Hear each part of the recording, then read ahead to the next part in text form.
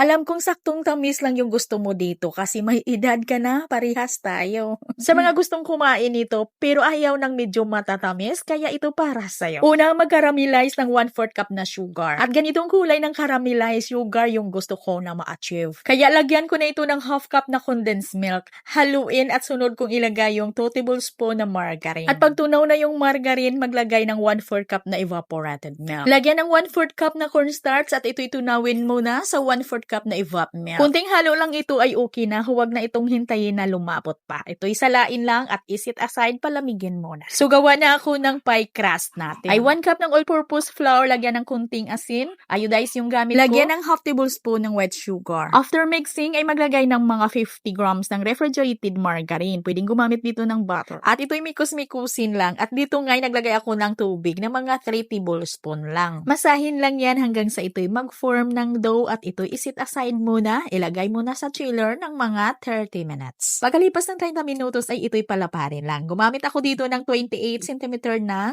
egg pie molder. At ito i-arrange lang sa molder, lagyan ng design sa gilid at ito'y okay na. At ito'y isit aside muna, gawa na tayo ng flan mixture. Yung flan mixture natin ay dito ko na ihalo sa ating ginawang caramel. So 5 piraso ng whole eggs at ito'y large, lagyan ng 1/4 teaspoon ng asin at 1/2 tablespoon ng vanilla extract. At ito'y haluin muna ng mabuti at ito maglagay ng 1/4 cup na cornstarch at ito'y haluin ulit para matunaw yung cornstarch at maglagay na ng 2 in 1/2 cups na evaporated milk. After mahalo ito ng mabuti ay ito'y salain at ito'y iset aside muna, gawa naman tayo ng merang. So 2 egg whites ito at ito'y mula sa large na itlog at ito'y batihin, lagyan ko ito ng 1 tablespoon na white sugar.